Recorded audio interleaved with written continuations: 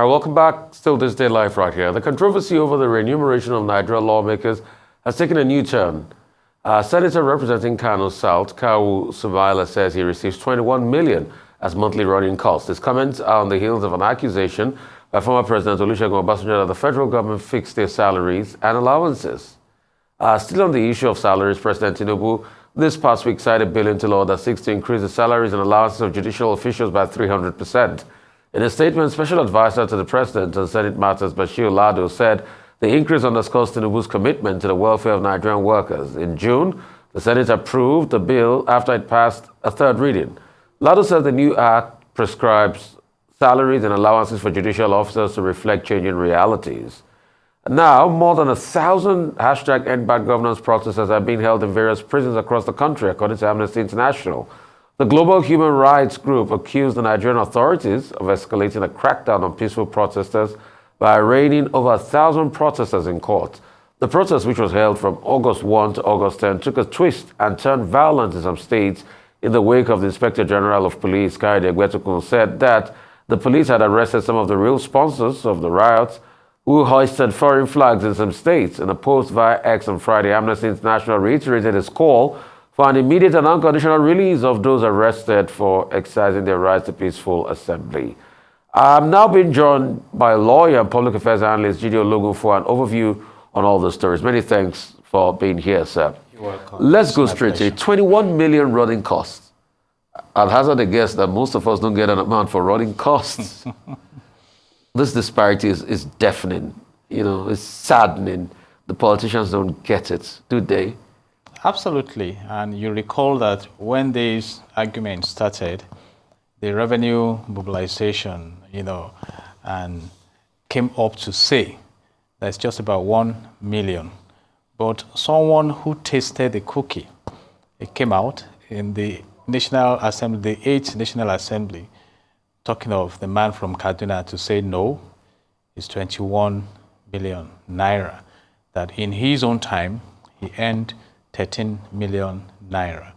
And like many Nigerians have complained, I think in view of the realities, the economic realities we have in the country, the hardship and the poverty profile, that it's on the high side. But some of the legislators will still argue that they have a lot to handle in their constituencies because they have many dependents on them, house rents to pay, school fees and things like that, which also dents the quality of economy that we have, because basically it should be an economy that empowers the people, not to be dependent on money bags. And when you go to the HR angle also, a compensation should be measured by the value that is added in terms of the contributions you make.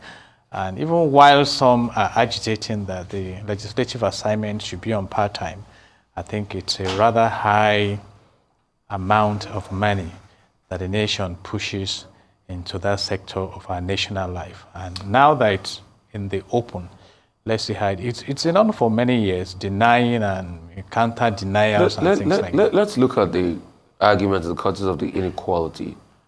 A university lecturer that has many dependents still probably on him through the virtue of his family, faculty, friends, earns less than $1 million. Minimum wage was just fixed after a battle back and forth for 70,000. This morning on another platform, I was talking to a teacher. I taught the teachers in a private school that earns 15,000 naira. Security guards earn about 20,000 naira. So you have so much disparity. And we see how frivolously these politicians spend money. For good measure, they're also giving 160 million for free to buy cars. Do they have any justification by saying everybody comes to meet them? Everybody comes to meet all of us anyway. I'm sure if I'm to check your bank transaction detail, I'll see all sorts of transfer to people that are asking for this and that from you. Absolutely. So that excuse, all of us do that too, one way or the other in society. It's because we allow it and we have misplaced priorities in Nigeria. And I was coming to that angle. I did a study on the American system, and it will amaze you that some of the Congress players sleep in their offices in Washington, D.C., because they cannot just afford to go and get an apartment in D.C. But that commitment is there to serve the nation. But is it about service here? And the big answer is no, particularly when you look at the pressure on the economy to sustain this seemingly unrealistic governance lifestyle. And because, as we discussed in this studio, the total indebtedness of this country is about 121 trillion naira, and we still have to carry this huge burden. A discussion came up on the need for the government to scale down on the cost of government. And on the other side, you find those who are earning nothing enough to even take them to the bus stop from their homes, and are expected to also add value to society. And I think that there's a need for an equitable balance of all this if indeed we want justice to prevail. I was reading today that some pensioners earn 3,000 per month. It's amazing. In fact, we are now discussing the salaries and allowances of the National Assembly. What about the pension allowances of past governors and things like that? So I think we are in a state in this country when there should be a holistic surgery, particularly in the socio-economic life of the nation, because you realize that the same nation where some earn so much is the same nation where some are so poor that they cannot even make ends meet. And when you have such a relationship within the society, then you've just created a very vibrant space for crisis. And that is one of the things that prompted the recent hardship protest in the nation. Because if we are asking that there should be sacrifice, it has to go across board. And some countries have achieved scaling down the cost of government. You recall John Magufuli in Tanzania. That is one of the first things he did when he came into office. Now let's strike a balance here. Let's stop wasting the resources of this nation. And then the guy in Gabon is doing the same thing now to say, no, let's come to the level. We've seen videos of prime ministers who ride to the office on bicycles and things like that. So, and I think that we must actually go back to identify the purpose of office. And okay. I'm happy you talked about this end bad governance protest. Is it right for government, when people come out to protest and you clamp down on them and you throw them in jail? Because we have not sorted out NSAS. A lot of people from NSAS that are still in jails all over the country as we speak. Is it right for government to do that? It's wrong, but how do we prevent it? When you talk about the infrastructural support, then the system we operate, and that it may even be difficult for the victims of the injustice to access justice eventually, because what the law states is that when someone is arrested, within 24 hours, charge the person to court, or at most, considering a reasonable time space, 48 hours. But we find situations where people are held in detention for months and things like that. And then the lawyers are overwhelmed. Some have offered free legal services. But in this situation of the end bad governance scenario, we have over 1,000 that allegedly have been held. For instance, in Kano, about 800, about 600 of them for all the looting, the flying of Russian flags, different offenses. And I believe also that the law enforcement agents must be overwhelmed, because in which court do you bring over 1,000 persons to arraign? So we have to be proactive. Let me pull it to that angle, that firstly, what led to the manifestations we witnessed during the end bad governance? Bad governance. So what do we do with bad governance? Because these people are being held even when they are not fed in a healthy manner. They are being held at the cost of the government. You see, and it's denting our human rights respect profile globally. Amnesty International will come and we keep arguing over all this. It's just that Again, it has prompted to the fore some of the things the government should be careful about, particularly speaking about those trying to insinuate that Russia should come and intervene in the affairs of Nigeria. But like the wise will say, until you rid your hair of lice, your nails may remain bloody. So how do we attend to the fundamental crisis that we have in the country? And I think I've tried to speak to some of these. Let there be economic justice, let there be fairness, let there be generation of commonwealth for common good. Then we can all claim to be Nigerians and partaking in the good of the land. Otherwise, we may just be dealing with testing case. Real quickly, we've been having a lot of back and forth as regards the seizure of the presidential, planes from the presidential fleet. I had a guest here earlier on that said that, the Chinese guys should have dealt with Ogun State as an entity devolving from the federal government. Is that practical? Yeah, it should be if Nigeria plays her ball very well. But unfortunately, this is a corporate governance issue, and it was not well managed from the onset. In fact, we are discussing the seizure order from France.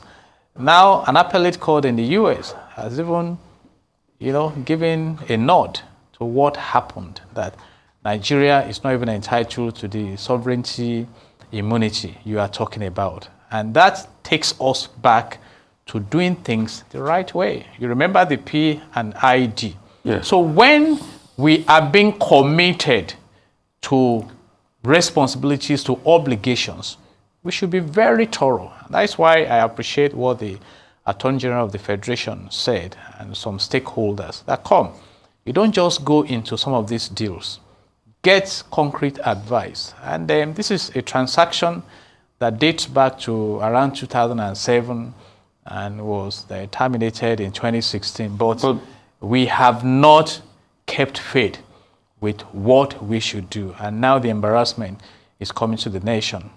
The shocking thing is we don't learn. If you remember the late 70s, the cement armada, we had this debacle where we had to fix legal cases up till the early 80s. In fact, the most revered Lord Denning had an input in most of those cases that had to do with Nigeria and understanding our sovereignty.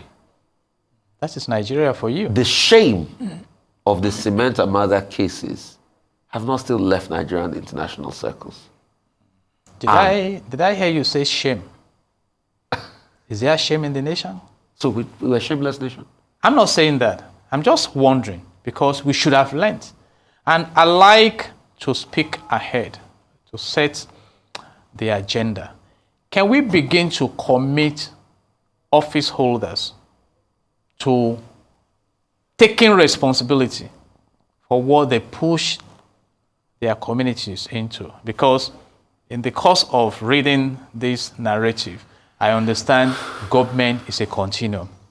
I just revealed here now that the total indebtedness of Nigeria is about 121 trillion naira. It was 12.12 trillion naira in March 2015. So who are those who moved it from 12.12 trillion naira? The two governors in involved have come out to talk. Yeah. Winga Daniel and Amosu. They're singing pretty much from the same hymn sheet. And all they're saying is, these guys are scammers, they're fraudulent, we're ready to stand with Nigeria against them. But they are scammers, they are fraudulent. But foreign courts have given them the leeway. They said they misled the foreign court. If the foreign court was misled or were misled, because now it has also spread to the USA, then are you telling us we did not have effective representation? There are big questions in this. So is it that we just go... It's like the P&ID case. It's when we were faced with our assets being stripped. That's when we woke up and we saw the people that did the corruption in P&ID. That it's just like that. So we're sleeping all this while, as always. Section 15 subsection 5 of the Nigerian Constitution 1999 as amended says that the state shall abolish corrupt practices and abuse of office. And I think this is just the state shall abolish? Yeah.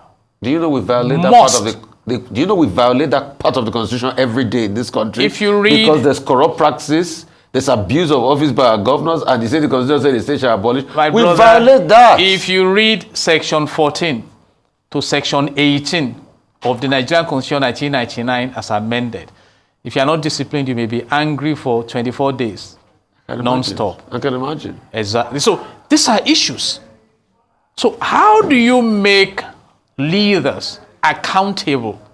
You don't just commit us to embarrassing transactions. And I believe there are other things that are hidden in this matter that just came up. But interestingly, in Nigeria, other issues may come in the next 2 weeks that make us cover this up and move on. But I am suggesting that people should be held accountable so that when you are in office, you are proactively preventing pushing the nation into embarrassing situations like this. In the first place, we don't even know the debacle about the jets. The question is, were they even the new jets? Was budgetary allocation made for the jets? That's another question. So we don't even know what we're dealing with here. And there are other questions. It's supposed to be part of supplementary parade.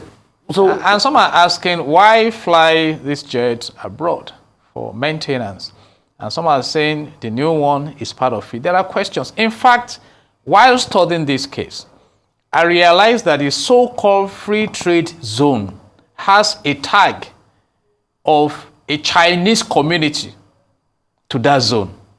So when are we going to wake up? Legal red flag. Exactly. When are we going to wake up? So are we now mortgaging the future of the country? We don't even have the time to discuss what has happened to our crude oil. Oh, forward mortgage in a, exactly. Yeah, and there are two ways to approach the future: by default or by strategy. And when you are strategic, you secure the future for the future generation. And that is where the concept of sustainability has come in. But where is the sustainability? Right here now. But we have a country where we've left debt for the future, and we have kept a lot of economic problems down for the future. So it's just a matter of time. Yeah, it's quite disturbing. At which we're going to solve it. But I'd like to say a very big thank you so much for your time once again. You're welcome. Thank you for talking to me.